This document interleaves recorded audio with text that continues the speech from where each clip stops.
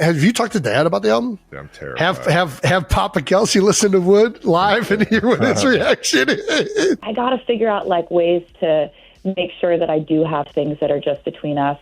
And thankfully, we do have a lot of those things. And that moment in particular is one that's always just going to be ours. The Swift-Kelce saga just keeps getting juicier and funnier. First up, Travis Kelce's losing sleep over the day his dad, Big Ed, hears Taylor Swift's spicy new track, Wood. Then, out of nowhere, Ryan Seacrest basically volunteers as tribute to officiate their wedding, flexing his online ordained minister skills like it's a new American Idol gig. That's well, amazing. I did the online course, and I'm allowed to do other weddings, so I'm just throwing my name out there as the officiator. And if that wasn't enough chaos, Taylor went on late night TV and roasted Travis for confusing Hugh Grant's wife with Greta Gerwig. Smooth, right? This family up front that I was dancing with all night, they were so fun. They were like my best friends. I wish I knew who they were. They were so fun. The internet is just videos of Travis dancing with Greta all night like they're best friends. But it's not all cringe for the Kelces. Travis redeemed himself by gushing over Taylor's new album, The Life of a Showgirl, and Big Bro Jason even dropped his own top tracks, proving the whole Kelce clan's gone full Swiftie. Apparently, Travis is absolutely terrified for his dad, Big Ed, to listen to Taylor Swift's new track, Wood. And if you've heard even a whisper about that song, you already know why. Let's just say it's not about trees or carpentry. Taylor went full poetic, with chainsaws and metaphors that would make even the bravest dad reach for the mute button. Now, Travis is usually all smiles when it comes to Taylor's music. He's the guy proudly humming her lyrics in the locker room, but this time, nope. Word is he's been telling everyone he's legit dreading the moment his dad presses play, because Wood isn't just any love song. It's basically Taylor's way of saying her man deserves his own lumberjack emoji. The lyrics are loaded with references to hard rock and redwood tree, and insiders say Travis nearly turned redder than a Chiefs jersey the first time he heard it. And of course, Big Bro Jason isn't letting him off easy. During their podcast, Jason couldn't resist clowning him. You could almost hear the grin through the mic. He's already plotting to record their dad's reaction like it's a Netflix special. Picture Big Ed sitting there, earbuds in, face frozen somewhere between pride and pure what did I just hear energy.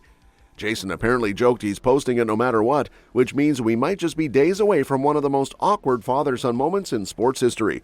I'm going to do it regardless, even if we don't put it on camera. I'm just going to do it. Big Ed.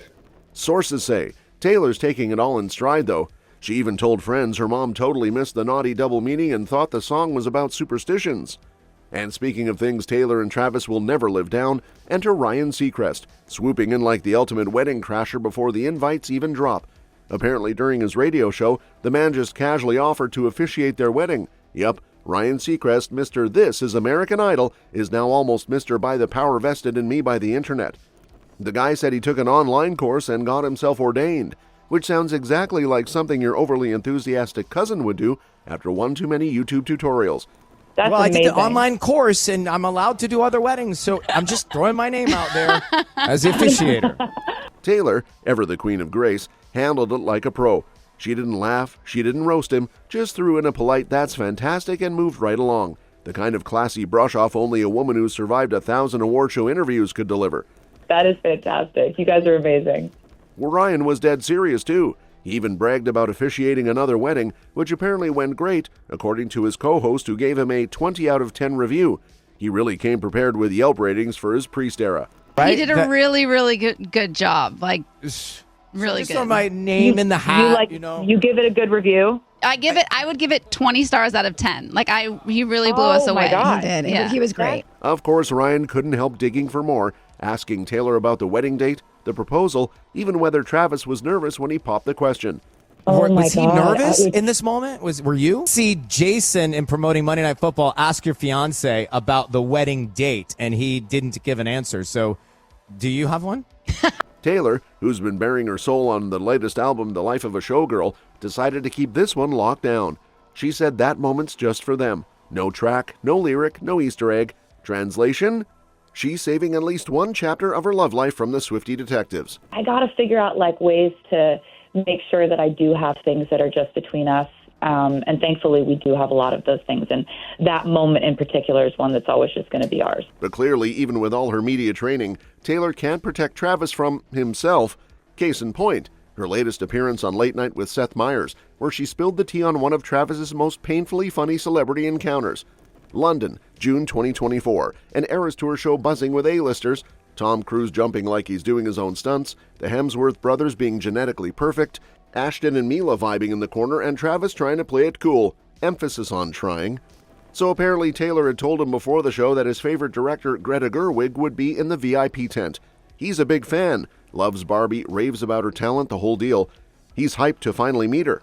I was like, I gotta let you know, like your favorite director is in the tent. He loves Greta Gerwig. Yeah, of course. He loves her movies. Barbie. After the show, he's all smiles, saying it was the best night ever, listing every celeb he met like a kid who just got all the Avengers autographs. And afterward, you know, he gets in the car. He has had as many shots as everyone else has had. And he's like, this was the most fun tent. Like, everybody was amazing. Like, Then Taylor, being the supportive fiancé, casually asks if he talked to Greta. Travis admits he might have made a joke she's heard too many times, something about Barbie and I'm just Ken too, while pointing at Taylor like she's the punchline. You can almost hear the awkward silence that followed. But it gets better.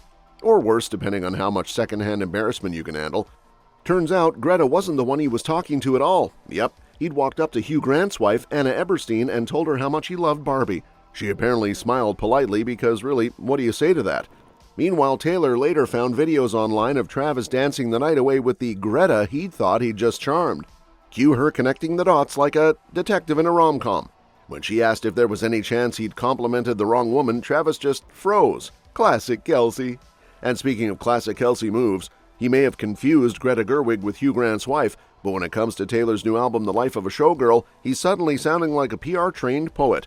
On the latest episode of his New Heights podcast, Travis was gushing like he's the president of the Taylor Swift fan club, and honestly, he might as well be. His voice went from football tough guy to proud golden retriever boyfriend real quick. Jason tried to stir the pot as usual, teasing that his brother was the main creative muse behind the whole record. Do you have any final thoughts? I mean, fuck mine. Like, you're a main creative Don't put the muse to this whole thing happening, Travis. But Travis wasn't having it. He brushed that off faster than a linebacker dodging a tackle, saying he's just the lucky guy who gets to support Taylor while she drops what he basically called one of the coolest albums ever. And you could tell he meant it too. The lucky man that gets to be, you know, the support system for Taylor while she drops one of the coolest albums that I've ever listened to. So, Insiders say he's been playing The Life of a Showgirl like it's his personal game day hype track, blasting it in the car, quoting lyrics he pretends he doesn't know by heart, and apparently giving mini TED Talks to his teammates about artistic evolution.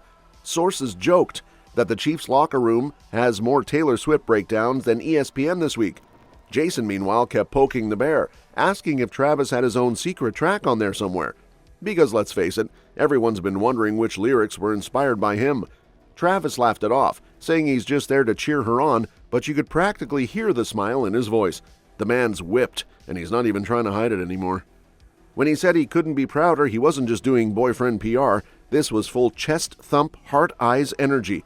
He even gave Taylor his so-called stamp of the week, which sounds like a silly podcast segment until you realize that Travis's way of declaring, "This is my queen, everyone back off." Jason immediately started clowning him for it, pretending to gag like an older brother contractually obliged to ruin every sentimental moment. But Travis powered through, saying he's proud of how she keeps chasing her dreams no matter how wild the ride gets. Translation? He's smitten and self-aware enough to admit it. Growth, people! I'm just happy as hell for her because it's she's happy with it. You know, she's proud of this, and obviously I'm proud of her for going through the hoops to, you know, live out her dreams. Meanwhile, Taylor's been doing her own promo rounds, and let's just say she's matching his energy bar for bar. On a radio show, she got all soft talking about how much she loves that Travis doesn't just tolerate her insane work ethic, he loves it. She said his own passion for football and her obsession with music basically keep them vibing on the same wavelength. Insiders say she's told friends that being with someone who cheers for her as loud as the fans at Arrowhead is a total game changer. And don't worry, anyone thinking Taylor's about to hang up the mic after getting that ring clearly doesn't know her. Sources say she laughed when someone asked if marriage would slow her down. Her words? The only thing that's changing is the set list, not the hustle. Travis gets it too. He's been saying privately he'd never want to dim her shine. He's just there in the front row, arms crossed like, yep, that's my girl running the world again. And speaking of Travis hyping up Taylor like her personal PR team, Jason Kelce clearly decided, hold my beer, I've got opinions too. A few days after The Life of a Showgirl dropped, Jason was on their podcast giving his own Grammy-level review and dragging his wife Kylie right into it. What do Kylie and the girls like? Is a question. He didn't just say he liked a few tracks. He basically built up a top 10 list like he was hosting Kelce Idol. His top picks? Opalite and Eldest Daughter.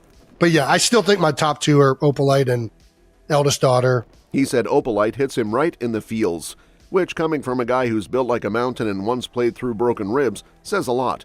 He described it like it gave off Christmas joy vibes, which is hilarious considering this is the same dude who used to sprint shirtless through the snow in Eagles overalls. I think Opalite might be one of the most, I mean, it's up there with my favorite to listen to songs, certainly that I've ever heard recently. So it's a fun one right now in the car. Then came Eldest Daughter, Fate of Ophelia, and Actually Romantic, which he said all slap. But his wife Kylie apparently made him listen again to Wishlist, and now that one's living rent-free in his head. I said Kylie, big fan of Wishlist. She was the one who really turned, like, she was like, no, you need to listen to that one again. That one's fucking really awesome. Jason said it reminded him of real relationships. You know, the ones where you argue about who forgot the diaper bag but still dance in the kitchen afterward. He got all sentimental, saying it's about what life's really about, which is adorable, but also the same man once said his favorite food group was beer. He even confessed that he loves honey, though mostly because Kylie hates being called pet names. He joked about it like, see, Taylor gets it. Honey can sound condescending unless it's said right. Basically, Jason turned into a softie with a beard. Who knew this NFL beast had a secret Swiftie dad side? Meanwhile, Kylie's clearly the secret taste maker of the Kelce house. She's influencing Jason's playlist one Taylor track at a time. That's all for this video, folks. We'll see you next time.